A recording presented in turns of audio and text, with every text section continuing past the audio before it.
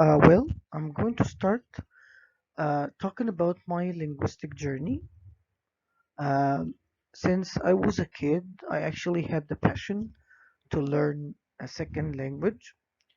Um, basically, I am a monolingual, as you can see from the slide. Um, simply, I'm Egyptian. I speak Arabic. It's the native language. It's my native language, my mother tongue. We started learning a second language at primary school. It was easy at the beginning, but it started to be a bit complicated when we started to learn grammar, especially grammar, because we met some new concepts that we weren't actually aware of. So, as you know, being a monolingual is different from being a bilingual because monolinguals uh, are very likely to face problems when they learn a second language, and uh, I will get back to this point later on. Basically, this is how I acquired a second language.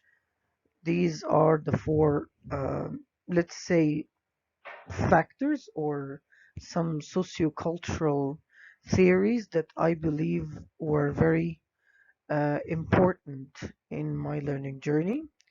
Number one, Vygotsky theory. Number two, zone of proximal development.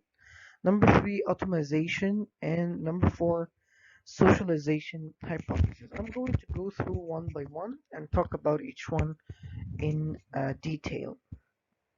Uh, is Vygotsky theory, and actually, I believe that this theory was very influential uh, throughout my learning journey. Vygotsky theory is or gives us fresh perspective on how to view language, and it also says that language and culture are uh, integral parts of the process, like they complete each other.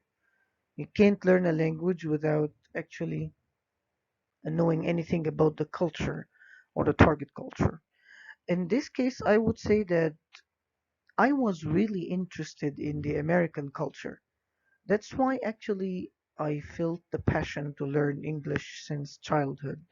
Like, I wanted to know how these people think, how these people react, how these people interact in their everyday conversations or in their daily situations. So, because I wanted to learn about the culture, I learned the language. This actually helped me a lot. So I tried to immerse myself in the American culture actually since I was a kid. I watched movies, I tried to talk with people who are Americans and stuff like that. This actually triggered more interest to learn the language itself. Factor number two is zone of proximal development.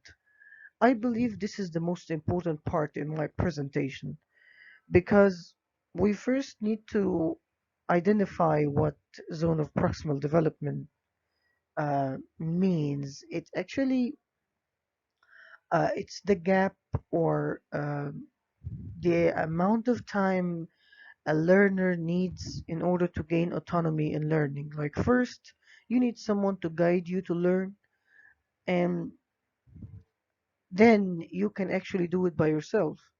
So the time between um, being guided and being autonomous is the zone of proximal development.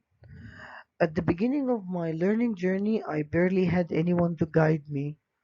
Like the teachers of English at my school, they offered me little assistance. They didn't help me a lot.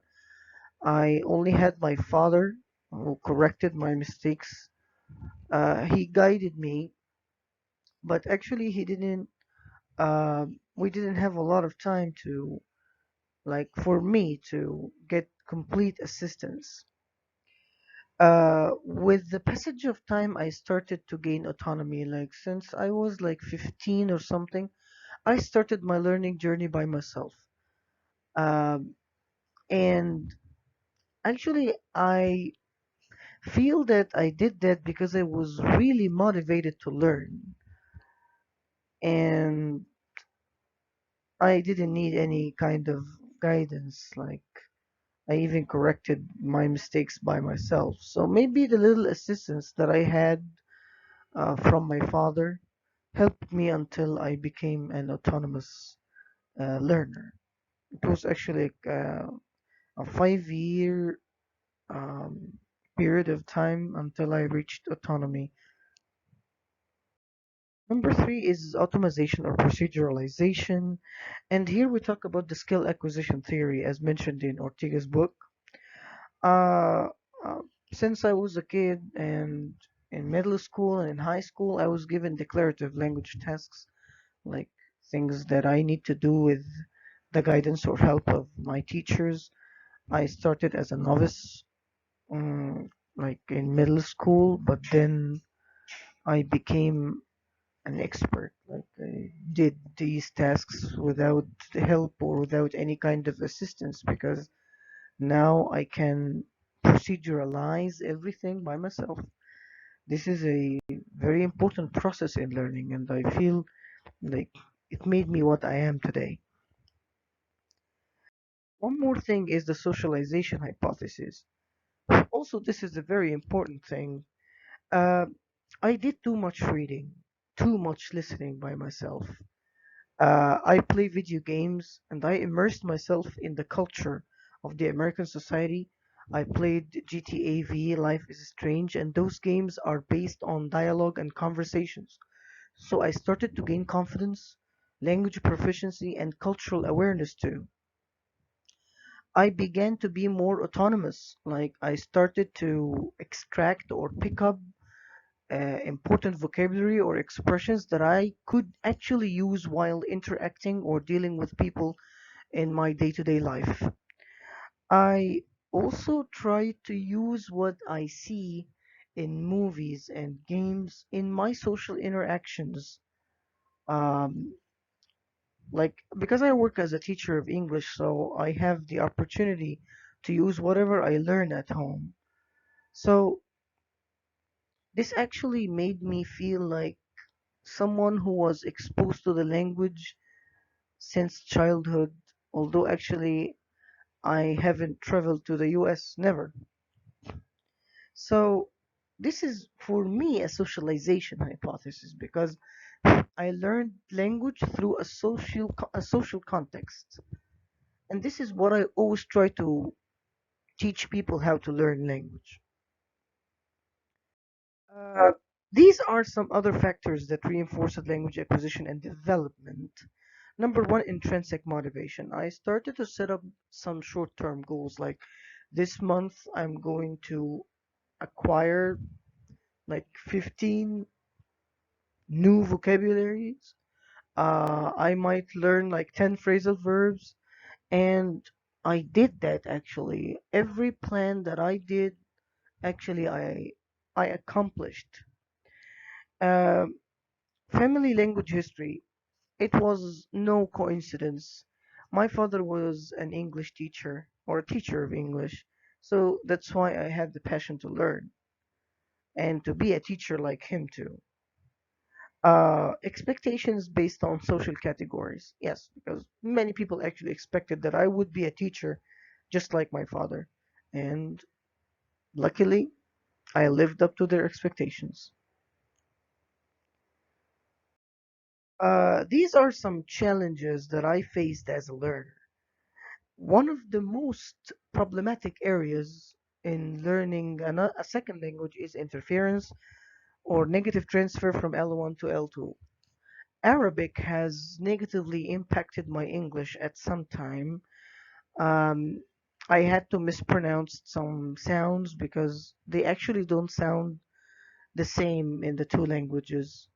So I started to pronounce some English sounds like those in Arabic, and that was a mistake. I also I was unaware of the grammatical differences, maybe the differences in syntax between the two languages. So that caused some problems at the beginning of my journey, and it continued uh, until I joined college. But then I was able to understand and know that not everything you can just take out of your Arabic language and transfer it to your L2 or English. Number two, or challenge number two, is a misleading community perspective.